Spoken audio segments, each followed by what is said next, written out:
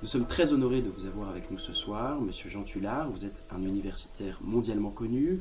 Vous avez notamment été président de l'Académie des sciences morales et politiques. Vous êtes considéré par vos pairs comme l'un, si ce n'est le plus grand historien de l'époque napoléonienne. Vous y avez consacré près d'une centaine d'ouvrages, sans compter vos nombreuses participations à des revues, émissions et même bandes dessinées plus récemment, et j'en passe. Mais ce qui est peut-être moins connu de votre personnalité, à tort, est que vous êtes féru de cinéma et grand critique en la matière, puisque vous y aviez consacré de nombreux ouvrages, parmi lesquels vos dictionnaires du cinéma.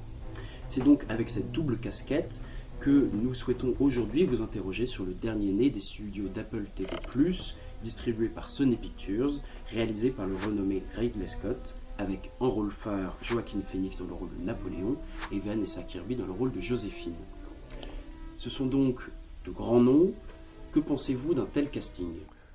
Alors, si nous recommençons le film par le casting, parce qu'il y a le scénario évidemment, et il y a ensuite la réalisation de Ridley Scott, si nous commençons par le casting, il est désastreux. N'hésitons pas à le dire, Phoenix ne correspond pas véritablement au personnage de Napoléon, comme disait quelqu'un, choisir pour un aigle un phénix, c'est un peu inattendu. Effectivement, il joue Bonaparte puis Napoléon. Il a le même âge constamment, il n'est pas maquillé pour être très jeune au début et plus âgé ensuite. Donc déjà ça ne fonctionne pas, outre qu'il ne ressemble pas à Napoléon, il n'a pas l'évolution physique. Ce qu'il y a d'intéressant dans l'histoire de Napoléon, c'est qu'il y a Bonaparte et il y a Napoléon. Là, il n'y a que Napoléon. D'emblée, lorsqu'il assiste à l'exécution de Marie-Antoinette, il est déjà le Napoléon qu'on va revoir à Waterloo. Donc il n'y a pas d'évolution. Il n'y a aucune évolution du personnage. C'est ça qui est désastreux. Et ce qui détruit entièrement le mythe, puisque le mythe, on passe du jeune Bonaparte à Napoléon, et que c'est d'un côté Bonny pour la caricature anglaise, l'osseux, et Fléchy, ensuite rondouillard, dans la caricature anglaise. Donc Bonny, Fléchy, ça n'y est pas. Ça reste un peu inattendu. D'autre part, alors, en ce qui concerne Joséphine, elle est présentée un peu de façon d'abord un peu vulgaire, ce qu'elle n'était pas, et ensuite un peu fade, un peu... Alors qu'elle est inspirée, elle a joué un rôle politique relativement restreint, mais elle a joué dans le domaine artistique, dans la mise en valeur de Malmaison, elle a joué un rôle important. Alors il faut bien dire que le décor dans lequel elle évolue, Malmaison, alors qu'il y avait Malmaison, qui était facile de tourner, on a déjà tourné à Malmaison, quelle idée d'avoir reconstitué ce château.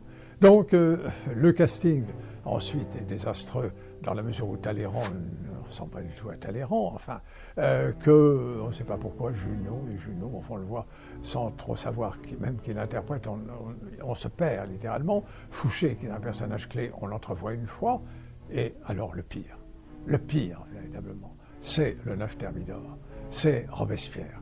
On l'a vu déjà avant à la tribune des Jacobins, eh bien, on a l'impression que le metteur en scène a confondu Danton et Robespierre, car ce Robespierre, c'est Danton en réalité. Il est rond, il n'est pas du tout Robespierre, il n'est pas du tout poudré, il n'est pas du tout l'incorruptible. Donc vous voyez, la distribution, c'est une catastrophe et c'est probablement ce qui pèse le plus sur l'échec du film. Dans la critique de Patrice Guenifet dans Le Point, on décrit un Napoléon, il montre que c'est une vision britannique, des caricaturistes anglais, juste après la chute de Napoléon, le fils du diable, l'ogre corse. Est-ce que justement cette vision-là est assez fausse finalement? Je crois que Guenifet force le trait. En réalité, Napoléon, il est monolithique. Il n'évolue pas depuis les périodes de la Révolution jusqu'à Sainte-Hélène. C'est toujours le même, il est inexpressif, il est vraiment inexpressif. On ne le voit jamais au travail, on ne le voit jamais à son bureau préparant les décrets, on ne le voit pas au Conseil d'État. On ne voit pas l'homme d'État, et même le militaire, on ne le voit pas concevoir les plans avant, concevoir toute la stratégie dans la bataille d'Austerlitz qui a été montée avant. Non, il est absolument inexpressif, et même dans les scènes crues, qui n'ont rien de choquant, car si vous lisez la correspondance amoureuse de Bonaparte avec Joséphine, de Bonaparte, je ne dis pas de Napoléon, elle est très crue, et on parle de la petite forêt noire de Joséphine, donc c'est très cru, et donc là, ça n'est pas choquant. Mais ce Napoléon amoureux, en réalité, il n'est pas très ardent, il reste toujours froid, inexpressif, bestial si vous voulez, alors que dans la correspondance avec Joséphine, il est exalté, il perd ses moyens, il ne pense qu'à elle, il est complètement énervé, excessif. Là, c'est toujours le même, elle est vraiment d'une impassibilité extraordinaire. On a l'impression que le malheureux interprète est incapable d'exprimer autre chose qu'une totale indifférence aux événements. Il était d'ailleurs classé 28e dans le classement des 109 meilleurs acteurs dressés par le Figaro.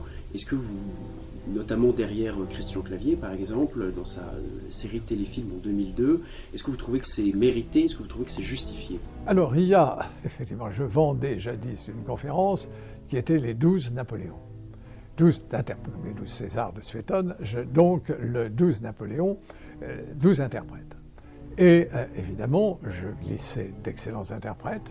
On va dire que les meilleurs sont Pellegrin et Mondy pour la France, Barrault dans le rôle de Bonaparte, par exemple, Daniel Gélin est aussi un très bon Bonaparte. Et puis, il y avait les mauvais. Les mauvais, eh bien, c'est par exemple Aldo Maccione, dans La Grande Débandade, où il fait Bonaparte. Alors c'est un Bonaparte qui rate toujours les marches quand il monte un escalier, enfin avec Joséphine, qui est interprétée par Ursula Andress, qui est blonde, alors que Joséphine était brune. Bon, bref, c'est un film très mauvais, et Aldo Maccione on peut considérer comme l'un des plus mauvais. Il y en a aussi un très mauvais, c'est Gérard Houry. Gérard Houry, le père des films de Louis de Funès, qui fait Napoléon dans La Belle Espionne de Raoul Walsh. Et il est catastrophique. On comprend que c'est Napoléon, mais pourquoi? Et puis alors, il y a dans un film, l'héroïne a été complètement oubliée dans l'œuvre de Ridley Scott, c'est Marie Walewska. Et il y a Marie Walewska qui est... La maîtresse de Napoléon. Oui, de Clarence Brown. Et dans cette Marie Walewska, c'est Greta Garbo qui tient le rôle de Marie Walewska. Et donc, c'était à Hollywood. On a donc cherché un Latin lover français et on a fait appel à Charles Boyer. Et alors, on a dit à Charles Boyer, attention, vous êtes un Latin lover, mais French. Et alors, il y a cette scène admirable qui fait que chaque fois que je demande le classement du meilleur et puis le classement des plus mauvais, c'est lui qui arrive toujours à la fin, dans la mesure où il dit, apercevant Greta Garbo, il lui dit « Oh, I love you, me darling ». Et alors évidemment, il éclaterait la salle, et donc il est le plus mauvais. Non, Phoenix, et je dirais, et pourtant j'aime beaucoup Ridley Scott, et je trouve Phoenix par ailleurs un excellent acteur dans d'autres films, dans Joker, par exemple, il est admirable. Là, c'est vraiment le plus mauvais Napoléon que j'ai vu, et j'en ai vu plus de 100. C'est vraiment le plus mauvais. Alors sur un autre aspect technique, 2h30, c'est la durée du film, n'est-ce pas un peu court pour résumer l'ensemble de la vie, l'ensemble de l'œuvre de Napoléon? Alors il faut être juste, il y a une version de 4 heures pour la télévision. Qui devrait sortir d'ailleurs sur Apple TV+ bientôt. Et donc, il n'y a pas de... il y a des coupures. C'est ainsi que l'on passe du 18 Brumaire à l'expédition d'Égypte. Et il y a une impasse sur la première campagne d'Italie qui est décisive. Il n'y a pas Marengo qui va marquer la naissance du pouvoir personnel du premier consul. Il y a comme ça il y a la lacune de la campagne d'Allemagne. On pourrait continuer. Et le conflit avec le pape, etc. Et donc, c'est effectivement une vision un peu précipitée, un peu... alors qu'on ne peut pas véritablement faire une vie de Napoléon en un seul film. Sacha Guitry l'avait tenté avec son Napoléon, mais c'était Talleyrand qui a raconté Napoléon. Donc Talleyrand racontait, faisait des coupures, ça passait quand même. Mais on ne peut pas faire tenir en 2 heures la vie de Napoléon. Abel Gans, lorsqu'il tourne son Napoléon, qui est le Napoléon par excellence. Non, mais avant, le Napoléon de Muet, celui de 1928. Napoléon d'Abel Gans s'arrête pile à la campagne d'Italie. Et pourtant, il y a déjà 4 heures de projecteur, parce qu'il y a toute la Corse, il y a toute la Révolution française. Donc, et Gans avait prévu de faire plusieurs films ensuite. Et il a manqué d'argent parce que son Napoléon a été un échec. A été un échec non pas sur le plan artistique, mais sur le fait technique. C'était le triple écran, donc on ne pouvait pas jouer dans toutes les salles le Napoléon de Gans à cause du triple écran. Donc il a perdu de l'argent, il a vendu les scénarios, mais on sait quels étaient les scénarios. Il a vendu le Waterloo, qui a été tourné en Allemagne par Karl Grün, il a vendu Napoléon à Sainte-Hélène, qui a été tourné en Allemagne par Lupu Pick, et lui-même a tourné Austerlitz. Et donc, vous voyez, on ne peut pas, et même quand on prend celui de la télévision de Clavier, c'est en plusieurs parties. Il n'y a pas de possibilité de faire tenir en 2 heures un film, d'ailleurs consacré à la vie de Napoléon. Au-delà des inexactitudes historiques sur lesquelles nous allons revenir, est-ce que le film est plaisant à voir, notamment visuellement? On sent qu'il y a un grand soin qui a été apporté aux costumes, notamment, même sur les couleurs. Il y a des scènes assez spectaculaires de bataille. Est-ce que ça, pour un néophyte, c'est assez plaisant à voir? Dès que l'on passe dans les batailles, le siège de Toulon, qui ne s'est pas déroulé du tout comme ça, c'est ahurissant, se voit avec plaisir. Et la scène spectaculaire où le cheval de Bonaparte est emporté par un boulet est remarquable. Dans Austerlitz, ce qui ne s'est pas passé comme cela, mais où effectivement il y a eu des Russes qui ont circulé sur un étang glacé, et ces scènes sont extrêmement spectaculaires. Là, vous voyez le grand Ridley Scott. Dans la bataille de Waterloo, les charges autour des carrés anglais, tout ça, c'est également très réussi. Non, Ridley Scott connaît son boulot. C'est simplement, on a l'impression que le conseiller historique devait cuver son whisky dans un coin du studio et avait complètement oublié qu'on était en train de tourner des scènes qui ne correspondaient pas à ce qu'il aurait dû vérifier. Alors on dit que justement Ridley Scott a une certaine dent contre les historiens, car il revendique une certaine liberté de tourner, de filmer. Que répondez-vous? Est-ce possible de faire un film sur une figure telle que Napoléon en négligeant quelque peu cette partie historique quand même? Oui, si l'on en fait un film parodique. Il y a eu des films parodiques, Woody Allen. Vous avez Woody Allen, non. Bon. Et puis, il y a effectivement la possibilité de dire, on va inventer. Alors, il ne faut plus s'appeler Napoléon, il faut que ça s'appelle comme il y avait Gladiator. Gladiator était complètement inventé. Et là, ça s'appelle Conqueror. Et donc, on raconte un conquérant qui est amoureux d'une jeune bonne femme. C'est joli, un peu libertine. Bon, voilà. Mais à ce moment-là, on ne dit pas Napoléon et on ne finit pas avec un tableau des pertes qui peut montrer que Napoléon a été un guerrier sanguinaire. Donc, on joue un autre jeu. On dit c'est une fantaisie autour de Napoléon qui aurait pu s'appeler Napoléon et Joséphine, les amours de Napoléon. Dans la grande débandade, Aldo Macione, c'est la campagne d'Italie, mais elle ne se déroule pas du tout comme elle s'est vraiment déroulée. Et Joséphine apparaît comme ça, et chaque fois que le pauvre Bonaparte veut prendre un escalier, il rate une marche. Bon, tout ça, mais on le sait. Si Ridley Scott, enfin du moins les producteurs, parce que je mets à part Ridley Scott et des producteurs, c'est quand même, il y a un scénario. Donc, et il y a une volonté d'un producteur de produire ce film. Il l'appelle Napoléon. Bon, c'est pas Napoléon. Oui. Donc, c'est devenu quelque chose autour de Napoléon, une sorte de vision. Alors, on annonce que c'est Napoléon vu par. Napoléon vu par, à ce moment-là, on peut faire ce qu'on veut. Mais tel que c'est présenté, et on convoque ainsi les historiens pour en parler, non, ça ne va pas. Et alors, donc, vous parlez de la relation qu'a Napoléon avec Joséphine. N'est-elle pas quelque peu exagérée dans le film? Et en un sens, on a beaucoup parlé des réseaux de Joséphine qui auraient amené Napoléon au pouvoir.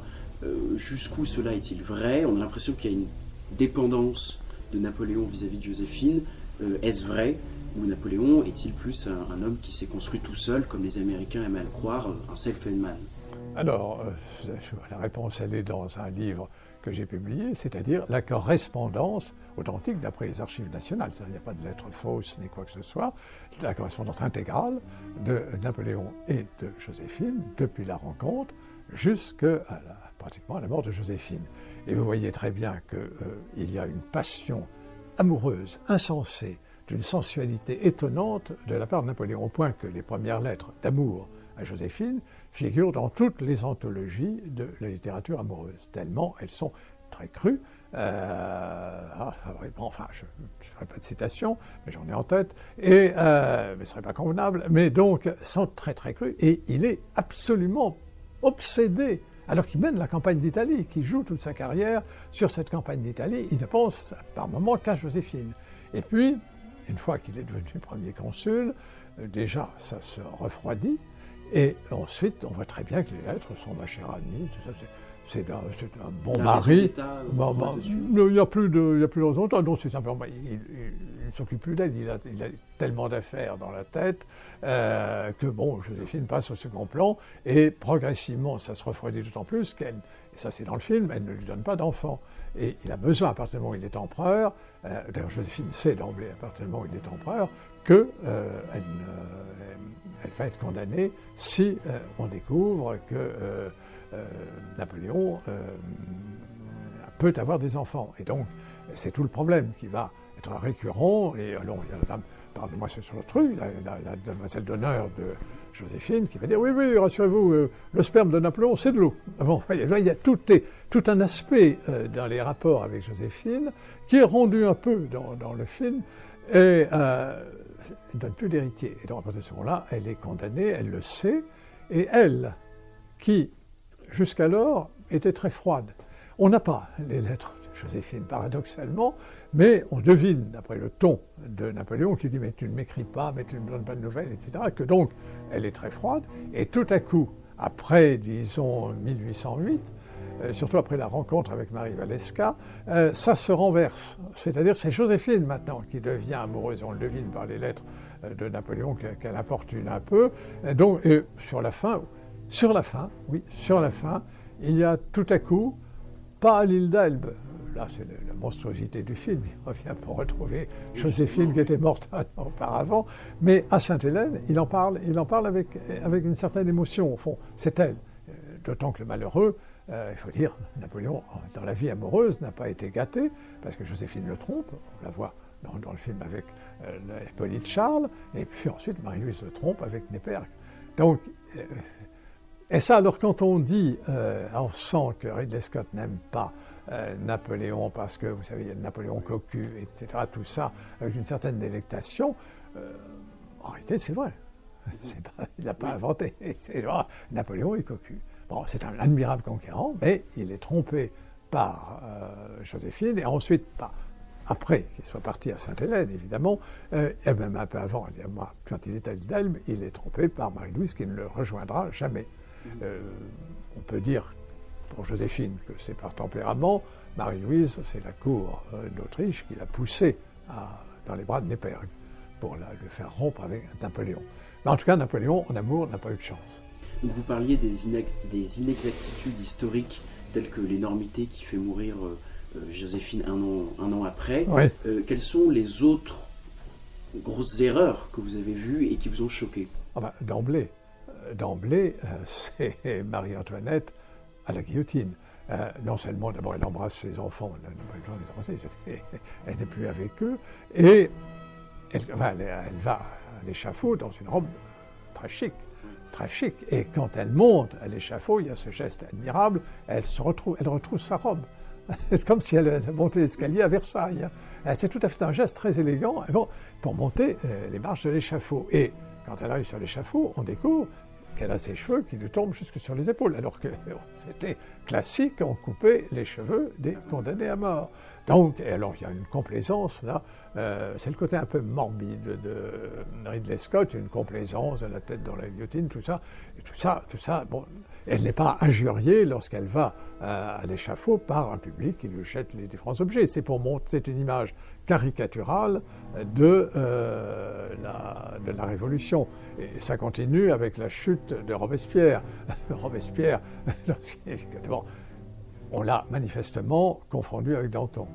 Si vous regardez Robespierre, il est gras comme Danton, il a un visage rond comme Danton, donc certainement on n'a pas fait la différence Danton-Robespierre. Et là on ne voit pas ses pouvoirs, ses capacités orales et oratoires. Oui, rien, il n'a pas de parler. Et alors il s'enfuit alors qu'il ne s'enfuit pas, au contraire, il reste parce qu'il est convaincu, étant arrêté, qu'il va être acquitté par le tribunal révolutionnaire, comme l'avait été Marat. Donc il ne s'enfuit pas. Et alors, quand il va être pris, il se tire une balle, ouais, ça c'est vrai, dans la mâchoire,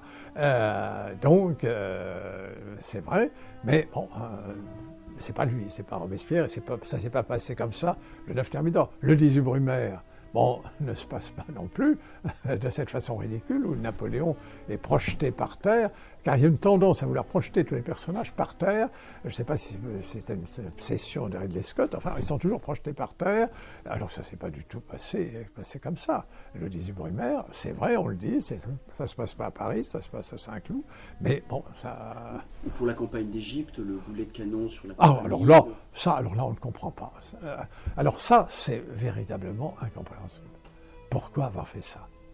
Alors que la scène suivante, c'est-à-dire le dialogue, enfin qu'il n'en est pas un, entre Bonaparte et la momie, c'est-à-dire la confrontation de deux civilisations, de deux concurrents, on comprend. Oui, c'est d'après un dessin. C'est peut-être Ramsès II, je ne sais pas. C'est un conquérant égyptien face à lui. Et donc, c'est une scène qui est assez forte, mais où Phénix d'abord n'exprime rien, et c'est pas Bonaparte, c'est déjà Napoléon. Et alors après, plus sur la question militaire, notamment des batailles, on en a trois principales qui sont dépeintes dans le film. On a Austerlitz, oui. On a la bataille de Borodino et également la bataille de Waterloo. Est-ce qu'on peut revenir sur chacune d'entre elles? Alors, la bataille d'Austerlitz ne se déroule pas comme dans le film, parce que, en réalité, que s'est-il passé? C'est très simple.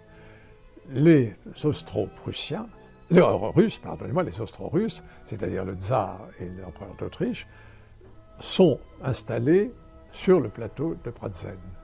Et Bonaparte est en bas.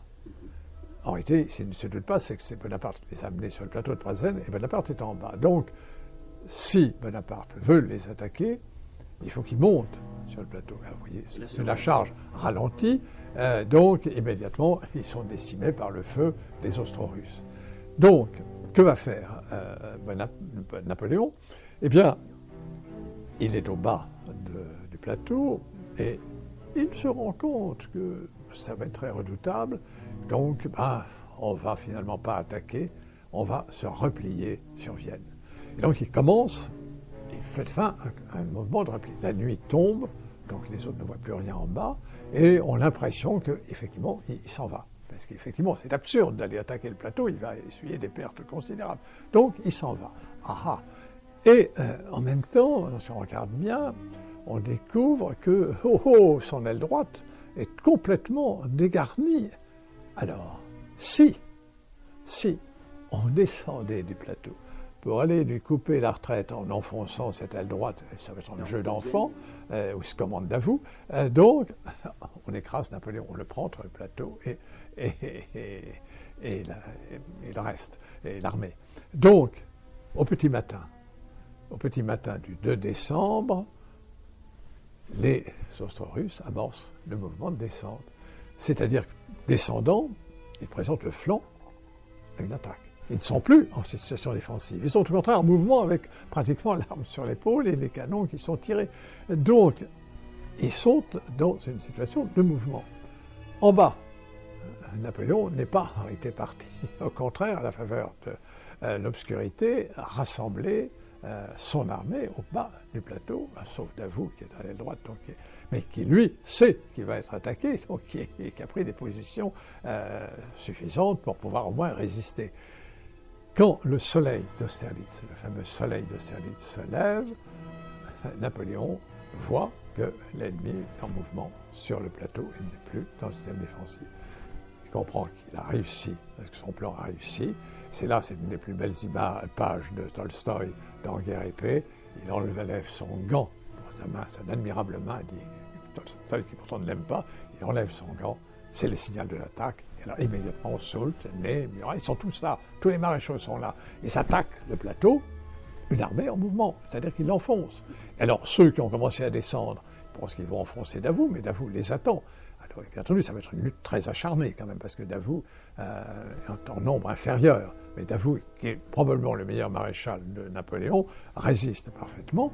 Donc c'est la déroute des Austro-Russes qui sont pris entre les forces françaises qui viennent de monter sur le plateau et Davout qui résiste. Et donc il s'échappe effectivement à un moment donné sur un étang glacé. Alors là, c'est vrai, on a tiré au canon sur cet étang, mais il n'y a pas eu autant de morts. C'est très spectaculaire, ça n'était pas tout à fait... Oui, on n'est pas certain. Certains ont discuté sur cette histoire. Mais enfin bon, là, ça permet en tout cas à Ridley Scott de donner son génie. C'est une scène admirable qui, je le rappelais hier, est inspirée de quel film? Eh bien, d'Alexandre Nevsky, des Einstein, où les chevaliers teutoniques, poussés par les Russes, se retrouvent sur l'étang, sur la mer glacée, sur l'eau glacée, et sont évidemment engloutis. Et il y a des images splendides où on voit les manteaux blancs des chevaliers teutoniques qui glissent sur la neige, sur la glace. Alexandre Nevsky est un très beau film, les Einstein. Donc là, il y a certainement un souvenir des Einstein. Donc, Austerlitz, ça ne s'est pas passé du tout comme ça. En revanche, alors Borodino, c'est une charge meurtrière, mais bon, simplement ce qu'on ne voit pas, c'est que les Russes avaient un système défensif très fort, et c'est là-dessus, avec des redoutes sur lesquelles se brisent il va y avoir énormément de morts. Là, c'est des charges absurdes, mais absurdes de la part de Napoléon, et Davout avait fait remarquer qu'on pouvait contourner les redoutes russes. Il avait trouvé un chemin, on pouvait contourner et les prendre ainsi. Et Napoléon ne l'écoute pas. Napoléon est très diminué à Borodino, il est enrhumé, etc. Bon, je ne sais pas ce qui se passe. En tout cas, il n'aimait pas Davout de toute façon. Mais Davout, lui, s'en est aperçu. Et Daru, dans ses mémoires, raconte qu'en réalité, les autres généraux, les maréchaux n'avaient pas vu. Seul Davout avait vu qu'on pouvait contourner. Et pourquoi, dit-il? Parce qu'il était myope. Donc, Borodino, ça passe très vite. La retraite de Russie, c'est raté. C'est complètement raté. Quand vous comparez à Guerre-épée, non pas de ce Guerre-épée de King Vidor, pas le russe, c'est très saisissant. Vous voyez les soldats à la retraite qui se couchent entourés de couvertures, etc. C'est la nuit. Et au petit matin, quand ils se réveillent, ils ont été couverts par la neige. Évidemment, c'est un peu simplifié, mais c'est une très belle image. Là, la retraite, on voit une liste, une colonne de gens qui descendent, et puis c'est tout. Donc là, la Russie, c'est raté. Waterloo, alors, c'est réussi, dans la mesure où on voit effectivement les carrés anglais. Ça, on voit que Ridley Scott est anglais, et donc il savait, et que donc Wellington est là, effectivement. Et ça montre bien une chose que j'ai toujours fait souligner, c'est que la défensive l'emporte sur l'attaque. Wellington, c'est pas un attaquant, c'est un défenseur. Et déjà, il l'avait prouvé dans la campagne de Portugal. Quand Masséna veut envahir le Portugal, Masséna enfonce la victoire. Quand les bons maréchaux de Napoléon, ils se heurtent aux lignes de Wellington, les lignes de Torres Vedras. Il y a eu un film d'ailleurs là-dessus. Et donc, oui, on ne voit pas Napoléon. Et donc, il y a eu ce film, et c'est la même chose à Waterloo. Il est sur une position défensive, et Napoléon attaque, et s'épuise. Il s'épuise progressivement. C'est les premières attaques de Drouet d'Erlon, puis ensuite, alors, les charges de Ney. Donc, et que se passe-t-il? Si j'étais entraîneur de football, ce qu'avait été l'entraîneur du Milan AC, qui jadis a gagné au moins 8 Coupes d'Europe, Ligue des Champions, je veux dire, et donc il bétonnait la défense. C'est-à-dire l'équipe de football était défensive devant le but, etc. On ne passe pas, vraiment, arrêtez. Bon. Alors les attaquants s'épuisaient contre cette défensive, et à un moment donné, arrivé quand c'était bien fatigué, la contre-attaque, c'est-à-dire qu'il y avait un des joueurs du système défensif qui sortait et marquait. C'est la même chose à Waterloo. Vous voyez donc les Français qui s'épuisent sur la ligne défensive de Wellington, et puis Paris-Blücher, qui a échappé au marquage de Grouchy, qu'on n'a pas évoqué. On ne voit pas Grouchy, qui échappe à Grouchy, et qui marque le but final, c'est-à-dire la victoire. Donc là, sauf qu'il manque Grouchy, c'est bien rendu, et que, effectivement, Napoléon ne charge pas, c'est absurde, charge avec son épée, et même trucide certains de son épée, il n'a jamais trucidé personne. Donc, là encore, les images sont très belles, l'idée est très belle, et exacte, mais il faut qu'on trouve le côté ridicule de Napoléon, et puis cet échange de regards entre Wellington et Napoléon, ça bon, d'accord. Après tout, je sais pas, j'y étais pas, ça peut être un échange de regards, mais c'est assez difficile vu les distances, même si Waterloo, c'est pas très très grand, hein, mais ils ne sont jamais vus à distance, je ne pense pas. Enfin bon, voilà, donc les 3 batailles, sans parler du siège de Toulon qui est totalement inexact, mais c'est bien filmé. Là, il faut rendre justice à Ridley Scott. La bataille de Waterloo est très très bien filmée avec de gros moyens. Alors si Napoléon ne charge pas, on voit bien la relation de confiance, et même ces hommes l'adulent, hein, on le voit, et ça on a l'impression qu'on le voit dans le film, on le voit avec le alors là, d'Elbe. Ça c'est bien rendu. Oui, le retour d'Île d'Elbe, l'entrevue de la Fraye, c'est probablement l'un des moments exacts et réussis du film. Là, aucun des historiens qui étaient dans la salle quand je l'ai présenté le film ce soir n'a tiqué là-dessus, au contraire, on a rendu hommage à cette séquence et qui montre la popularité et précisément les hésitations des soldats qui commencent se préparent à tirer et puis progressivement face à Napoléon, face au magnétisme qu'il exerçait. Là, on ne peut pas dire que le brave Phénix exerce un très grand magnétisme, enfin, là, il n'est pas mauvais encore. Et donc, les soldats le rallient et il va monter jusqu'au bout. Alors, quant au congrès de Vienne, alors là, ça ne se passe pas du tout. Et on ne voit pas Talleyrand, ou du moins on pense que le grand personnage, on a l'impression que Louis XVIII assiste au congrès de Vienne, tel que c'est. Oui, en tout cas, Louis XVIII alors est très maltraité, mais enfin, bon. Et donc, au-delà donc, de ce lien qui unit Napoléon à ses soldats, on voit que finalement, il n'y a peut-être pas une vision si négative, si péjorative de Ridley Scott vis-à-vis de Napoléon. On peut le voir notamment, Napoléon propose de nombreuses fois la paix dans le film, ce qui était historiquement exact. Thierry Lance mais il n'y a pas cette idée et Guéniffé, Thierry Lance et Guéniffé veulent que ce film soit anti-Napoléon et anti-français. Mais n'est-ce pas juste la vision de Ridley Scott? Oui, en réalité, le film n'est pas véritablement hostile à Napoléon, dans la mesure où il remporte quand même des victoires, où il pleurniche un peu, c'est vrai, vis-à-vis de Joséphine, mais bon, on le présente amoureux de Joséphine, bon d'accord, mais il n'y a pas, quand on a vu d'autres films qui sont des caricatures de Napoléon, celui-là ne l'est pas, mais c'est vrai qu'il est quand même inexact. Nous avons parlé des rôles principaux, mais qu'en est-il des personnages secondaires quasiment inexistants tout au long du film? Ils sont effectivement inexistants. Il y a Napoléon et Joséphine, et c'est tout. On aperçoit Talleyrand. Un Talleyrand qui ne ressemble absolument pas au personnage. On a les portraits de Talleyrand, il n'a pas de perruque, il n'a pas de tenue, c'est un gros monsieur qui n'a pas l'air très, très futé. Et Fouché, on l'entrevoit une fois. Les autres ministres n'apparaissent pas, et celui qui joue un petit rôle au début, c'est Caulaincourt. Mais Caulaincourt, trop tôt, c'est après Caulaincourt va renseigner Napoléon sur la Russie, et il n'y en a pas d'autres. Junot apparaît un peu, mais assez curieusement, on n'a pas mis en valeur les seconds rôles. Alors les seconds rôles sont souvent les premiers rôles. Il y a 2 personnages essentiels dans l'histoire du Consulat et de l'Empire, c'est Talleyrand et Fouché.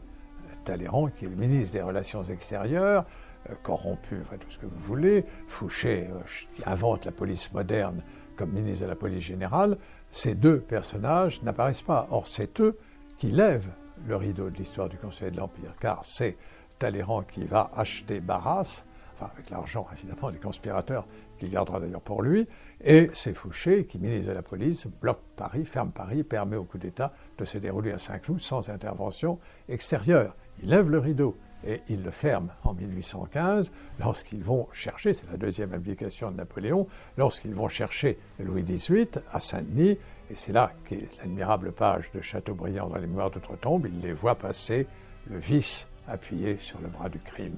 Bon, ces 2 personnages fondamentaux, on aurait aimé les voir.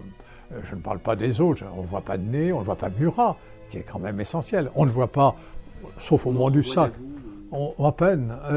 On aperçoit les sœurs comme ça. Ah, si, il y a Madame Mère qui joue un peu un rôle d'entremetteuse, en mettant dans le lit de Napoléon une demoiselle d'honneur pour voir si Napoléon est fécond. Bref, tout cela est un peu, c'est dommage, oublié, alors que dans d'autres films, les personnages sont mis en valeur.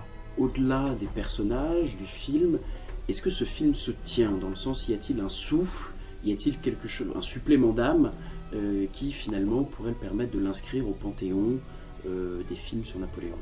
Alors, évidemment, l'historien est horrifié. Il n'en reste pas moins que vous avez raison de poser la question, il y a une unité dans ce film. Il y a une unité, c'est l'amour de Napoléon pour Joséphine, et finalement l'amour de Joséphine plus tardif pour Napoléon. C'est ça. Et le film aurait dû s'appeler Napoléon et Joséphine. On a voulu mettre en valeur une histoire d'amour. Et en cela, effectivement, c'est réussi. Et si on oublie que Phénix ne ressemble pas à Napoléon et que l'interprète de Joséphine ne ressemble pas à Joséphine, après tout, c'est un beau film d'amour. Et alors, si on essaye de voir un peu plus loin, notamment dans la question des mémoires, vous avez, je crois, chiffré à plus de 80 000 le nombre de publications de livres parus sur Napoléon, soit plus d'un par jour depuis sa naissance. Il y a près de 1000 films ou séries ou autres. C'en est un autre qui se rajoute, un intérêt jamais démenti, cette fois venant d'un Britannique, n'est-ce pas, Napoléon, hein, on le voit, un formidable outil de soft power pour la France, et on le voit encore, hein, là c'est un Britannique qui fait un film sur un Français. Et il y en aura d'autres. Rassurez-vous, il y en aura d'autres. Il paraît tous les jours presque un film, j'en ai des piles, puisque un livre, un film d'ailleurs, mais un livre, j'en reçois constamment. Il paraît plus de livres sur Napoléon qu'il n'en paraît à l'heure actuelle sur d'autres personnages. Même De Gaulle est dépassé par Napoléon. Et bien qu'il y ait une biographie de De Gaulle qui vient de sortir, mais c'est Napoléon qui l'emporte. Et il y a plus de 1000 films qui ont été recensés par Hervé Dumont à la Cinémathèque de Lausanne. Et quand je lui demande la préface de son livre et que je dis « Après Jésus, Napoléon est le personnage qui a inspiré le plus de films », il m'appelle au téléphone, il me dit « Mais ça ne va pas ». Je dis « Ah bon, pourquoi ?»« Ah ben Jésus ». Je n'aurais pas dû citer Jésus, peut-être. Non, c'est pas ça. C'est qu'il y a eu plus de films sur Napoléon que sur Jésus lui-même. Ça résume absolument l'immense popularité de ce Napoléon qui est connu partout, même en Chine, où chaque fois que l'ambassadeur de Chine est nommé à Paris, il m'appelle. Et il me dit, voilà, est-il vrai que Napoléon a dit « Quand la Chine s'éveillera, le monde tremblera ». Bon, c'est vous dire que même en Chine, même en Corée du Nord, Napoléon est connu. C'est un personnage universel et nous lui devons donc beaucoup, même si en France, il y a les pour et les contre. Alors justement, comment expliqueriez-vous cet engouement toujours aussi vif? Philippe Diribarne, dans son livre La logique de l'honneur, expliquait, en tout cas cette logique française qui consiste à dire que si le chef, si on adhère aux idées du chef, si on est prêt à faire beaucoup plus que ce qu'on était censé faire, contrairement à la logique anglo-saxonne, qui est celle du contrat, juste ce qu'on m'a demandé et pas plus ni moins. Donc est-ce que Napoléon s'inscrit dans cette logique de l'honneur? Est-ce que c'est une question de gloire, peut-être, la gloire de l'Empire, une idée de gloire de la France? Qu'est-ce qui fait qu'aujourd'hui, Napoléon est encore aussi présent dans nos mémoires? Alors, sauf pour la gloire, disait Bainville, quand il prononce son réquisitoire contre Napoléon, sauf pour la gloire, effectivement, Napoléon, c'est la gloire militaire. C'est l'arc du Carrousel, c'est le pont d'Austerlitz, le pont de la rue de Rivoli, le pont d'Iéna, etc. C'est la gloire militaire. Mais c'est aussi les institutions, car les institutions que nous avons, le Conseil d'État, la Cour des comptes, l'inspection des finances, le Code civil, tout ça vient de Napoléon. Nous vivons encore sur l'héritage institutionnel de Napoléon, les maires, les préfets, etc. Donc, les institutions sont celles encore de Napoléon. Il y a aussi, et précisément, c'est ce qu'a compris Ridley Scott, les visages de femmes. Vous avez Joséphine, bon, celle qu'il évoque, mais vous avez Marie-Louise, l'infidèle, vous avez Marie Walewska, la maîtresse sublime, enfin celle qui vient le rejoindre même un temps, mais qui la renvoie à l'île d'Elbe. Et puis, vous avez, je vous l'ai déjà dit, les deux traîtres les plus fameux de notre histoire, Talleyrand et Fouché. Donc, tout est réuni pour faire de l'histoire du Conseil de l'Empire une magnifique épopée qui fait rêver. Alors, pourrait-on parler d'un héros romantique. Parce qu'on pense, avec le mémorial de Sainte-Hélène, que Napoléon a réussi à façonner sa légende, à créer une épopée, un mythe. Peut-on considérer Napoléon comme un héros romantique, et est-ce dû à cela qu'on le retient aujourd'hui? En 1815, Napoléon, c'est l'ogre de Corse. La légende noire a triomphé. En 1823, sort le mémorial de Sainte-Hélène, dont nous venons de célébrer le bicentenaire, qui va changer l'image de Napoléon, en faire Prométhée sur son rocher. Napoléon rappelle sa gloire passée, et elle est en contraste avec la gloire présente de la Restauration, qui ne fait qu'une médiocre campagne d'Espagne avec une victoire du Trocadéro lamentable. Bref, il y a un contraste. Et c'est à ce moment-là que les romantiques, mais tous, Hugo, Dumas, Chateaubriand, lui-même, Gérard de Nerval, tous les Lamartine, Vigny, Musset, tous sont enthousiasmés par cette image de Napoléon. Et c'est eux qui vont faire de Napoléon le héros romantique par excellence. Et donc c'est le triomphe de Napoléon. Et puis arrive le Second Empire. Le coup d'État de décembre, l'image devient négative. À nouveau, c'est la légende noire. Mais ensuite, lorsque la France est vaincue à Sedan, qu'il faut la revanche, l'idée de reprendre l'Alsace-Lorraine à la Prusse, à l'Allemagne, il faut chercher des exemples historiques pour s'en inspirer. Et c'est à ce moment-là qu'on découvre que Napoléon a brisé la Prusse à Iéna et qu'il est allé sur le tombeau de Frédéric II. Donc il a brisé l'Allemagne. Alors on va redécouvrir l'histoire de Napoléon. C'est le moment où apparaissent alors toutes ces biographies de Napoléon, Madelin, Hanoteau, Vandal, Sorel, etc. Napoléon redevient l'homme qui va assurer la revanche. Et c'est Barès sur le tombeau de Napoléon dans Les Déracinés. Et donc c'est après précisément la victoire que Napoléon s'impose comme le chef militaire par excellence. De Gaulle lui-même en parle avec éloge. Et puis, est arrivé à nouveau, actuellement, la légende noire, c'est qu'on a voulu faire de Napoléon celui qui a rétabli l'esclavage. C'est donc un Napoléon raciste, anti-noir, ce qui est totalement faux. Enfin, ça serait un autre débat, mais Thierry Lens a déjà répondu, j'y répondrai aussi. C'est-à-dire que nous sommes actuellement plutôt dans la légende noire, mais le film de Ridley Scott va peut-être rebouleverser, comme l'avait fait le mémorial de Sainte-Hélène, l'image de Napoléon. Un grand merci, Jean Tullard, pour vos réponses. Et voilà. Et voilà. Et voilà.